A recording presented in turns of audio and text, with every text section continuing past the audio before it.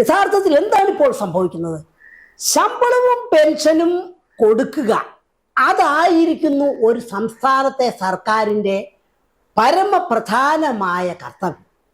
വൈദ്യുതി ബില്ലുകളുടെ കാര്യത്തിൽ സ്മാർട്ട് മീറ്ററുകൾ ഏർപ്പെടുത്തണം. ഇത്തരത്തിലുള്ള പരിഷ്കാരങ്ങൾ നടപ്പിലാക്കിയെങ്കിൽ മാത്രമേ അത് നമുക്ക് പ്രയോജനപ്പെടുത്താൻ ഒക്കൂ. അപ്പോൾ അത്തരത്തിലുള്ള ധനസഹായങ്ങൾ, ഇൻട്രസ്റ്റ് ഫ്രീ ലോണുകൾ പ്രയോജനപ്പെടുത്തണമെങ്കിൽ സംസ്ഥാനം ഈ കടുംപിടുത്തങ്ങൾ, പഴയ യാഥാസ്ഥിതിക ചിന്താഗതികളിൽ നിന്ന് മാറിയേ തീരൂ. ഈ ബജറ്റിലൂടെ ഒരുപക്ഷെ കേരളത്തിലെ സാമ്പത്തിക ബാധ്യതകൾ മാറാനായിട്ടുള്ള പുതിയ നിർദ്ദേശങ്ങളോ എന്തെങ്കിലും ഉണ്ടോ എന്നുള്ളതാണ് കേരളം കാത്തിരിക്കുന്നത്. ഈ അവസരത്തിൽ സാമ്പത്തിക വിദഗ്ധൻ ഡോക്ടർ ജോസ് സെബാസ്റ്റ്യൻ മലയാളി വാർത്തയോടൊപ്പം ചേരുന്നു. സ്വാഗതം ശ്രീ ജോസ് സെബാസ്റ്റ്യൻ. നമ്മൾ കാണുന്നതിനൊക്കെ അപ്പുറമാണ് കേരളത്തിൻ്റെ സാമ്പത്തിക ബാധ്യത കൂടിക്കൊണ്ടിരിക്കുകയാണ്. ഒരു വലിയ കടക്കണി എന്ന് പറഞ്ഞാൽ പോരാ, നിൽക്കക്കള്ളി ഇല്ലാത്തൊരവസ്ഥയിലേക്ക് പോവുകയാണ്. അപ്പോൾ ഈ ബജറ്റിൽ എന്തെങ്കിലും നമുക്ക് പരിഹാരം നിർദ്ദേശമായിട്ടുണ്ടാകുമോ എന്നുള്ളതല്ലേ നമ്മൾ കാത്തിരിക്കുന്നത്? തീർച്ചയായും താങ്കൾ പറഞ്ഞതുപോലെ വലിയ ഒരു പ്രതിസന്ധിയിലേക്കാണ് നമ്മുടെ സംസ്ഥാനം പോയിക്കൊണ്ടിരിക്കുന്നത്. ഈ പ്രതിസന്ധി എന്തെങ്കിലും ചെറിയ ഏച്ചുകെട്ടലുകൾ വഴിയായി മാറ്റി വയ്ക്കുക, കുറച്ചുകൂടെ നീട്ടിവെക്കുക എന്ന ഒരു തന്ത്രം നമ്മുടെ സർക്കാർ സ്വീകരിക്കുകയാണെങ്കിൽ അത് ഈ സംസ്ഥാനത്തിൻ്റെ ഭാവിയെ സംബന്ധിച്ചിടത്തോളം ആത്മഹത്യാപരമായിരിക്കും എന്ന് മാത്രമേ എനിക്ക് പറയാനൊക്കൂ. അത്രമാത്രം മോശമായ ഒരു സ്ഥിതിയിലേക്ക് പോയിക്കൊണ്ടിരിക്കുകയാണ്. യഥാർത്ഥത്തിൽ എന്താണ് ഇപ്പോൾ സംഭവിക്കുന്നത്? ശമ്പളവും പെൻഷനും കൊടുക്കുക, അതായിരിക്കുന്നു ഒരു സംസ്ഥാനത്തെ സർക്കാരിൻ്റെ പരമപ്രധാനമായ കർത്തവ്യം. സത്യത്തിൽ എന്തിനു വേണ്ടിയാണ് സർക്കാർ ഉദ്യോഗസ്ഥന്മാർക്ക് ശമ്പളവും പെൻഷനും കൊടുക്കുന്നത്? അതിൻ്റെ ഉദ്ദേശം ജനങ്ങൾക്ക് സേവനങ്ങൾ പ്രദാനം ചെയ്യുക, പൊതുസേവനങ്ങൾ കൊടുക്കുക എന്നുള്ളതല്ലേ. പക്ഷേ അതല്ല ഇവിടെ സംഭവിക്കുന്നത്. ശമ്പളവും പെൻഷനും കൊടുത്തു കഴിഞ്ഞാൽ പിന്നെ ബാക്കിയൊന്നിനും മിച്ചമില്ലാതെ ഇരിക്കുകയാണ്. അതായത് ആനയെ വാങ്ങാം, തോട്ടി വാങ്ങാൻ പണമില്ല എന്ന് പറയുന്നത് പോലെ ഇപ്പോൾ സർക്കാർ ഉദ്യോഗസ്ഥന്മാരെ കൊണ്ട് പ്രവർത്തിപ്പിക്കുന്ന ആശുപത്രികൾ എടുക്കാം. നമുക്ക് ആശുപത്രി കെട്ടിടങ്ങളുണ്ട്, ഡോക്ടർമാരുണ്ട്, പാരാമെഡിക്കൽ സ്റ്റാഫുണ്ട്. പക്ഷേ മരുന്നുകളില്ല, ശസ്ത്രക്രിയ ഉപകരണങ്ങളില്ല. അതല്ലെന്നുണ്ടെന്നുണ്ടെങ്കിൽ പ്രധാനപ്പെട്ട സ്കാനർ പോലെയുള്ള മെഷീനുകൾ, കോടികൾ മുടക്കി സ്ഥാപിച്ചിട്ടുള്ള മെഷീനുകൾ, അവ പ്രവർത്തനരഹിതമായി കിടക്കുന്നു. അവ നന്നാക്കുന്നതിനാവശ്യമായ പണമില്ല. ഇതങ്ങനെ ഓരോ തലത്തിലേക്കും ഇത്തരത്തിലത് ഒരു ചെയിൻ റിയാക്ഷൻ പോലെ പോയിക്കൊണ്ടിരിക്കുകയാണ്. ഞാൻ അടുത്ത കാലത്ത് എൻ്റെ ബന്ധുക്കളും സുഹൃത്തുക്കളുമായിട്ടുള്ളവർ കേരളത്തിലെ 14 ജില്ലകളിലുണ്ട്. അവരുമായിട്ട് ഇക്കാര്യത്തിൽ ഫോണിൽ സംസാരിച്ചു. അപ്പോൾ അവർ പറയുന്നത് എല്ലാ മേഖലയിലും ഒരു തരത്തിലുള്ള മാന്ദ്യത്തിലേക്കാണ് കേരളം പോയിക്കൊണ്ടിരിക്കുന്നത്. അത് എപ്പോഴൊരു പൊട്ടിത്തെറിയിലെത്തും എന്ന് അവരൊക്കെ ഒരുപക്ഷെ അത്ഭുതപ്പെടുകയാണ്. എപ്പോഴാണ് ഇതൊരു പൊട്ടിത്തെറിയിൽ എത്തുക എന്നുള്ളത്. കടകൾ പലയിടത്തും തുറക്കുന്നു, പക്ഷേ 10 ദിവസം കഴിയുമ്പോൾ കച്ചവടമില്ലാതെ അത് പൂട്ടിപ്പോവുകയാണ്. നമ്മുടെ വസ്തുവ്യാപാരങ്ങൾ, നമ്മുടെ പ്രത്യേകിച്ച് സ്ഥലങ്ങളുടെ ക്രയവിക്രയം അങ്ങേയറ്റം ഇല്ലാതായിരിക്കും. അതോടൊപ്പമാണ് നമ്മുടെ ചെറുപ്പക്കാരുടെ കുടിയേറ്റം. ചെറുപ്പക്കാരിവിടെ നിൽക്കുന്നില്ല, അവർ വിദേശ രാജ്യങ്ങളിലേക്ക് പോകുകയാണ്. ഇപ്പം മധ്യ തിരുവിതാംകൂറിലൊക്കെ ഭൂമിക്ക് വില വളരെയധികം താണിരിക്കുന്നു. ഈ ഒരു പഞ്ചായത്തിൽ എൻ്റെ ഒരു സുഹൃത്ത് പറഞ്ഞ് 300 വീടുകൾ വിൽപ്പനയ്ക്കിട്ടിരിക്കുകയാണ് എന്ന് പറയുന്നത്. അപ്പോൾ ഈ രീതിയിൽ പ്രതിസന്ധി രൂക്ഷമായിക്കൊണ്ടിരിക്കുന്നു. അത് എല്ലാ ജനവിഭാഗങ്ങളെയും ഒരുപോലെയല്ല ബാധിക്കുന്നത്. ഇത് ഏറ്റവും അടിസ്ഥാന വർഗത്തെയാണ് കൂടുതൽ ബാധിക്കുന്നത്. നമ്മളിപ്പോൾ നമ്മുടെ സാധാരണ പൊതുവെ പറഞ്ഞു വരുന്ന കാര്യമുണ്ട്, എന്താണ് കുഴപ്പം? സ്വർണ്ണക്കടകൾ തുറക്കുന്നുണ്ട്, അതുപോലെ തന്നെ വസ്ത്ര വ്യാപാരം നടക്കുന്നുണ്ട്, മാളുകൾ തുറക്കുന്നുണ്ട്. പക്ഷേ പലപ്പോഴും ശ്രദ്ധിക്കപ്പെടാതെ പോകുന്ന കാര്യം, ചെറുകിട കടകളുടെ വ്യാപാരം കുറഞ്ഞു പോകുന്നു, അവർ ബുദ്ധിമുട്ടിലാകുന്നു എന്നുള്ളതാണ്. കർഷകരെ സംബന്ധിച്ച് അവർക്ക് പിന്തുണ കിട്ടുന്നില്ല. ചെറുകിട സംരംഭകരെ സംബന്ധിച്ച് സബ്സിഡികളും ആനുകൂല്യങ്ങളും കിട്ടുന്നില്ല. അപ്പോൾ നമ്മുടെ ഈ ബജറ്റിലെ പ്രയോറിറ്റീസ് എന്തായിരിക്കണം? നമ്മുടെ സമ്പദ് വ്യവസ്ഥയിലെ ഇന്നത്തെ ഈ മാന്ദ്യം പരിഹരിക്കുക എന്നതായിരിക്കണം നമ്മുടെ സർക്കാരിൻ്റെ പ്രയോറിറ്റി. അതിന് വേണ്ടത് എന്താണ്? ഇപ്പം പറയും നമ്മുടെ ഈ ഇത്രമാത്രം കടബാധ്യതയും ഒക്കെ ഉള്ള സമയത്ത് എങ്ങനെയാണ് സർക്കാർ വിപണിയിൽ പണം എത്തിക്കുക? രണ്ട് മാർഗങ്ങൾ മാത്രമേ വേണ്ടൂ. ഒന്നുകിൽ ചെലവ് ചുരുക്കുക, അതല്ലെങ്കിൽ വരുമാനം കൂട്ടുക. ഈ രണ്ട് മാർഗമേ ഒരു സംസ്ഥാനത്തെ സംബന്ധിച്ച് ഇപ്പോഴുള്ളൂ. വരുമാനം കൂട്ടുക എന്ന് പറയുമ്പോൾ അത് ഏത് തരത്തിലുള്ളതാണ്? നികുതി പിരിവാണോ ഉദ്ദേശിക്കുന്നത്?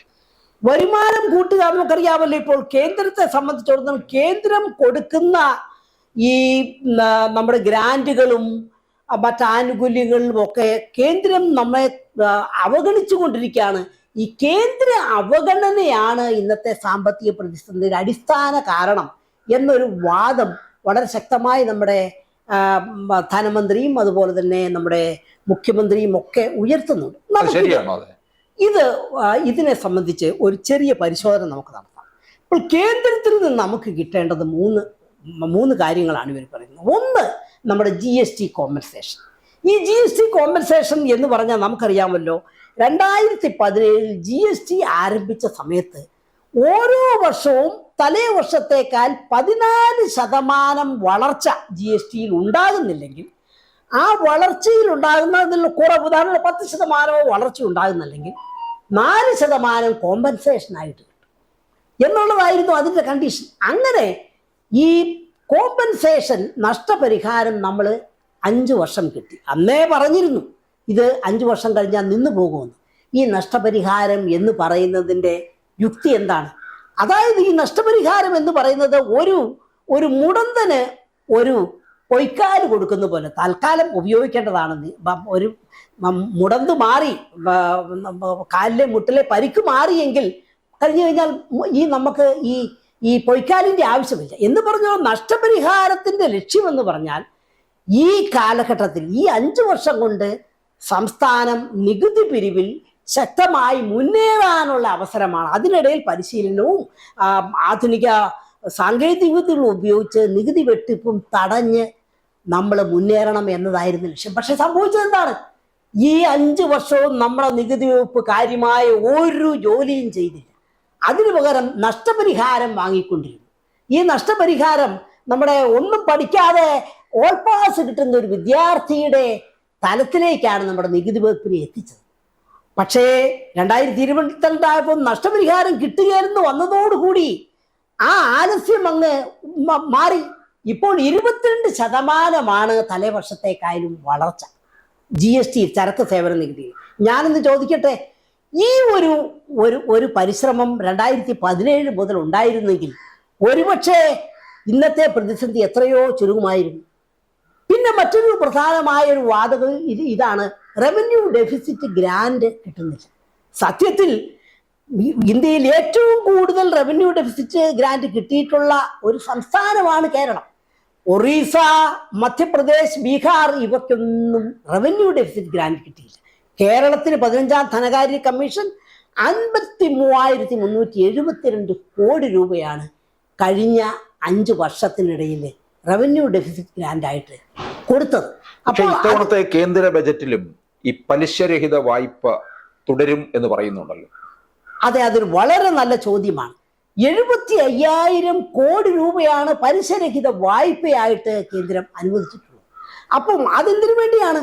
അത് നമ്മുടെ സമ്പദ് വ്യവസ്ഥയിൽ സർക്കാരിൽ പരിഷ്കാരങ്ങൾ നടപ്പിലാക്കണം. ഉദാഹരണമായിട്ട് വൈദ്യുതി മേഖലയുടെ പ്രസരണ നഷ്ടം കുറയ്ക്കണം, വൈദ്യുതി ബില്ലുകളുടെ കാര്യത്തിൽ സ്മാർട്ട് മീറ്ററുകൾ ഏർപ്പെടുത്തണം.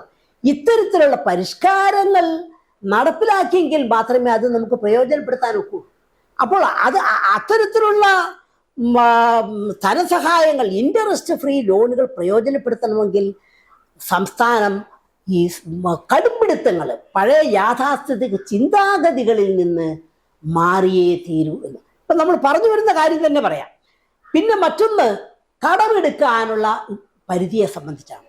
നമുക്കറിയാം നമ്മുടെ കിഫ്ബിയും നമ്മുടെ പെൻഷൻ കമ്പനിയുടെയും ഒക്കെ കടം അത് ഈ അടുത്ത കാലത്ത് നമ്മുടെ പൊതുകടത്തിന്റെ ഭാഗമാക്കിയത് തീർച്ചയായിട്ടും അതിൽ ഒരു യുക്തിഹീനതയുണ്ട്. ഇത് നേരത്തെ കേന്ദ്രം പറയേണ്ടതായിരുന്നു. ഒരു 5 വർഷം മുമ്പ് തന്നെ ഈ കിഫ്ബിയുടെ കടം പൊതുക്കടത്തിന്റെ ഭാഗമായി ആണ് എന്ന് പറഞ്ഞിരുന്നെങ്കിൽ ഒരുപക്ഷെ ഈ കിഫ്ബി ഈ രീതിയിൽ കടമെടുക്കില്ലായിരുന്നു. പക്ഷേ അവസാന നിമിഷം പറയുന്നു കിഫ്ബി എടുത്ത കടം അത് മുൻകാല പ്രാബല്യത്തോടു കൂടി കടത്തിന്റെ ഭാഗമാകുന്നു എന്ന് പറഞ്ഞത് വഴിയായിട്ട് സംസ്ഥാനത്തിന് ഒരു വലിയ ബുദ്ധിമുട്ടുണ്ടാക്കി. അതിൽ ഇക്കാര്യത്തിൽ കേന്ദ്ര സർക്കാരിനെ നമുക്ക് ഒരു തരത്തിലും ന്യായീകരിക്കാനില്ല. പക്ഷെ ഒരു കാര്യമുണ്ട്, ഈ കടമെടുത്ത് മാത്രം ഒരു സംസ്ഥാനത്തിനും ഒരു കാലത്ത് മുന്നോട്ട് പോകാനില്ല. കടം എന്ന് പറഞ്ഞു കഴിഞ്ഞാൽ അത് പലിശയടക്കം തിരികെ കൊടുക്കേണ്ടതാണ്. നേരെ മറിച്ച് നികുതിയേതര വരുമാനം കണ്ടെത്തുകയാണെങ്കിൽ അത് തിരിച്ചു കൊടുക്കേണ്ടതല്ല. അപ്പോൾ നമുക്ക് ഈ ബഡ്ജറ്റിലെങ്കിലും ഇതിനു വേണ്ടി ഒരു തുടക്കം കുറിക്കാം എന്ന രീതിയിൽ നമ്മുടെ ധനകാര്യമന്ത്രി ചിന്തിക്കും എന്നാണ് ഞാൻ കരുതുന്നത്. ഈ ഇന്ത്യയില് ഇപ്പോൾ നമ്മൾ അനുഭവിക്കുന്നത് പോലെയുള്ള നമ്മുടെ സംസ്ഥാനത്ത് അനുഭവിക്കുന്ന സാമ്പത്തിക ഞെരുക്കം പോലെ മറ്റേതെങ്കിലും സംസ്ഥാനം അനുഭവിക്കുന്നുണ്ടോ? വിജയനാഥ്, അതാണ് ഇതിലെ സാരവത്തായ കാര്യം. ഇന്ത്യയിൽ 31 സംസ്ഥാനങ്ങൾ ഉണ്ട്.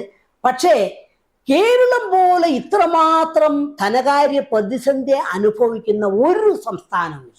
അതിന് 2-3 കാരണങ്ങളുണ്ട്. ഒന്ന്, മറ്റ് ഇന്ത്യൻ സംസ്ഥാനങ്ങളെ അപേക്ഷിച്ച് ശമ്പള പെൻഷൻ ചെലവുകൾ വളരെ കൂടിയ ഒരു സംസ്ഥാനമാണ് കേരളം. അതിന് ന്യായീകരണമുണ്ട്. കാരണം സാമൂഹിക രംഗത്ത് വളരെയധികം മുന്നേറിയ ഒരു സംസ്ഥാനമാണ് കേരളം. ആരോഗ്യ വിദ്യാഭ്യാസ മേഖലയിലെ നമ്മുടെ മുതൽ മുടക്കുകളാണ് യഥാർത്ഥത്തിൽ കേരള മോഡലിനെ സൃഷ്ടിച്ചത്. നമ്മുടെ ജനങ്ങൾ വിദ്യാഭ്യാസം നേടി മറ്റു രാജ്യങ്ങളിലേക്കും ഗൾഫിലും അടക്കമുള്ള സ്ഥലങ്ങളിലേക്ക് പോയി അവിടെ നിന്ന് ജോലി ചെയ്ത് വരുമാനം ഇവിടെ കൊണ്ടുവന്നത് മൂലമാണ് നമുക്ക് കേരള മോഡൽ ഉണ്ടായത്. അപ്പോൾ ആരോഗ്യ വിദ്യാഭ്യാസ മേഖലകളിൽ ശമ്പള പെൻഷനുകൾ വളരെ കൂടുതലാണ്. അതോടൊപ്പം തന്നെ മറ്റൊന്നുണ്ട്, ഈ ശമ്പള പെൻഷൻ കൂടുന്നതോടൊപ്പം തന്നെ നമ്മുടെ പ്രതിശീർഷ വരുമാനവും വർദ്ധിച്ചു. നമ്മുടെ നികുതി നൽകാനുള്ള ശേഷി വളരെയധികം വർദ്ധിച്ചു. അത് പ്രയോജനപ്പെടുത്തി വരുമാനം കണ്ടെത്തുകയായിരുന്നു നമ്മുടെ സംസ്ഥാന സർക്കാർ ചെയ്യേണ്ടത്. ഇവിടെ പറ്റിയ പരാജയം എന്താണ്? 1957-58 മുതൽ 66-67 വരെ ഇന്ത്യയിലെ സംസ്ഥാനങ്ങൾ മൊത്തം സമാഹരിച്ച തനത് വരുമാനത്തിൽ കേരളത്തിന് 4.45% ഓഹരിയുണ്ടായിരുന്നു. ഇന്നത് ഏറ്റവും പുതിയ കണക്ക് കാണിക്കുന്ന ഇത് 4.1 കുറഞ്ഞിരിക്കുകയാണ്.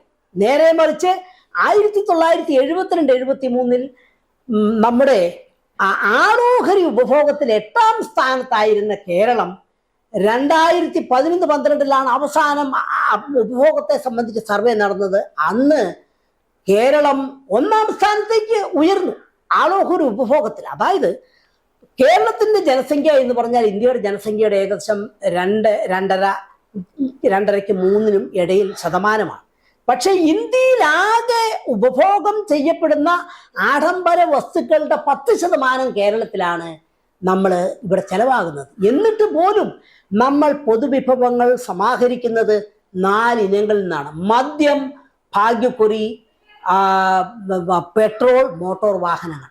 ഇവയൊന്നും കാര്യമായി നികുതി വെട്ടിപ്പില്ലാത്ത മേഖലകളാണ്. നമുക്കറിയാം, ഇതിലെ പെട്രോള്, മദ്യം, ഭാഗ്യക്കുറി ഇത് 3ഉം സർക്കാരിൻ്റെതാണ്. മോട്ടോർ വാഹനങ്ങളുടെ കാര്യത്തിൽ എടുക്കുകയാണെങ്കിലും അവിടെ അത് രജിസ്റ്റർ ചെയ്യേണ്ടതുകൊണ്ട് കാര്യമായ നികുതി വെട്ടിപ്പില്ല. അപ്പോൾ നമ്മുടെ ധനകാര്യമന്ത്രി എന്താണ് ചെയ്യേണ്ടത്? ഈ ഒരു വൈകിയ വേളയിലെങ്കിലും അദ്ദേഹം ഒരു കാര്യം നമ്മുടെ സമൂഹത്തോട് തുറന്നു പറയണം. സുഹൃത്തുക്കളെ, സഹോദരങ്ങളെ, നമ്മുടെ പ്രധാനമന്ത്രി നരേന്ദ്രമോദി പറയാറുള്ളത് പോലെ സഹോദരന്മാരെ, നമുക്കിങ്ങനെ പോകാനൊക്കെ, നമുക്ക് കടം വാങ്ങി ഈ രീതിയിൽ മുന്നോട്ട് പോകാനൊക്കെ, നമ്മൾ നികുതി പിരിച്ചേ മതിയാവും. നമ്മൾ വിഭവങ്ങൾ കണ്ടെത്തുക തന്നെ വേണം. അതിനുള്ള ഒരു തുടക്കമായിരിക്കണം. അതിന് പല വിധത്തിലുള്ള മാർഗങ്ങൾ എനിക്ക് മുന്നോട്ട് വെക്കാനുണ്ട്.